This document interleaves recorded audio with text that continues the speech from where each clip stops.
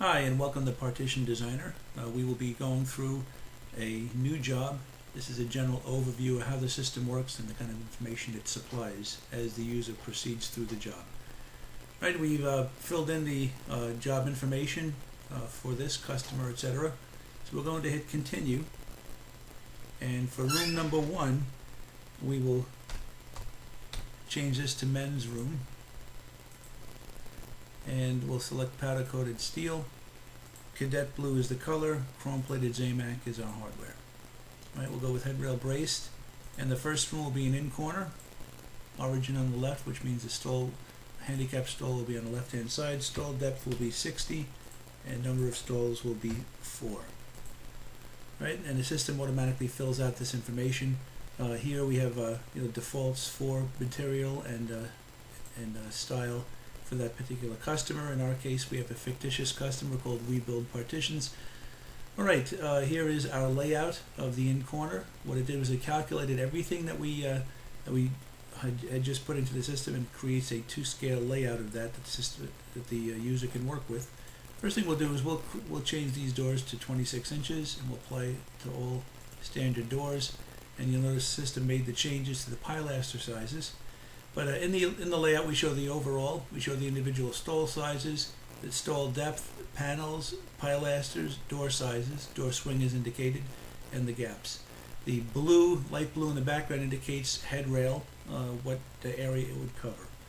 All right, so that room is complete. Let's go to the next room, and this we will call women. And we'll keep the same material, powder coated steel, cadet blue, Zamac, and headrail braced. In this case, we'll do a between wall, origin right, so number of stalls will be 5.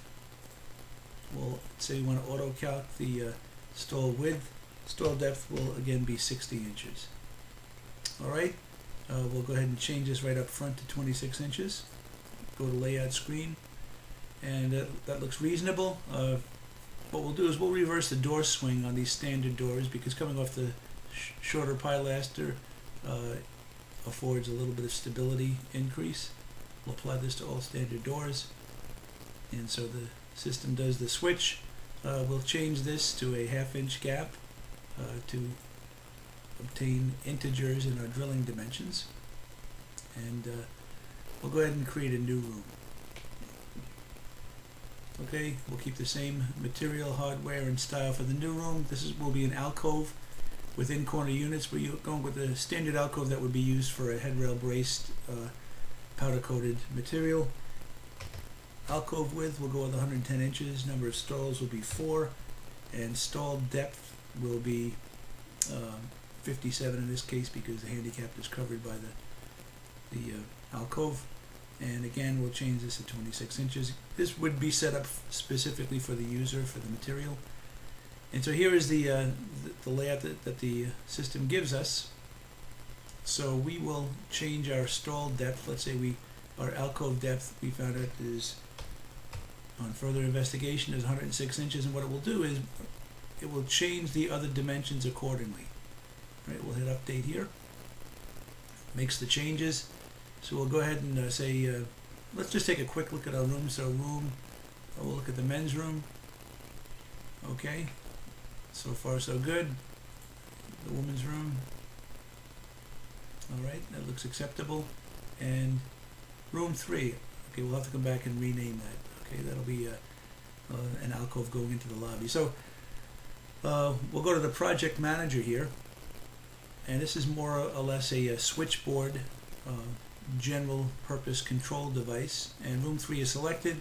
We'll say rename the room, and we'll change that to lobby and hit OK, and so that's changed. Alright, so from here we'll say print and process selected rooms. It gives us an overview of the rooms that will be plotted. We'll hit OK, and then we'll hit submit, and the system will create the itemized quotation and the drawings. So we will look at the output. First we'll look at the drawings. All right, here's the in corner, and it's got all the information associated, including we're showing blocking, For drywall, we're showing toilets and toilet centers. These obviously can be turned on or off based on user preference. We're showing the panel sizes, pilaster sizes, door sizes, the swing. We're showing head rails, and we're breaking them down into stock sizes. Drilling dimensions are shown as well, plus individual stall sizes, overall, and stall depth. Right, here's our between wall, and again, the same information is shown, and in our alcove drawing, with the alcove indicating the gap, the initial pilaster, the door, pilaster size, panel, stall depth, panel size, and rear gap. And again, all the other information is shown as well. So the job is pretty much complete as far as that is concerned. And then it brings us to a finished itemized quotation, which includes obviously the doors, panels, pilasters. We're including the hardware as kits, and the headrail sizes as well. And we include the quantity, obviously the item description, part number if there is one, the finish, the weight, and this is per item. These are tallied in total at the bottom. This sheet can obviously be set up to include whatever information is required by the manufacturer. The unit price, we're applying a 10% discount across the board just for demonstration purposes, and then the extended price, and then down at the bottom, whether the order is standard or rush, of course total weight, material cost. We're not including freight in this particular quote. Freight can be automatically included in these quotations, tax, and then total. Alright, so that's basically the documentation we're producing. That documentation from the time we hit job complete was finished in less than 2 minutes.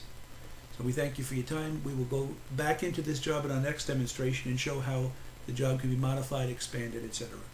Thank you.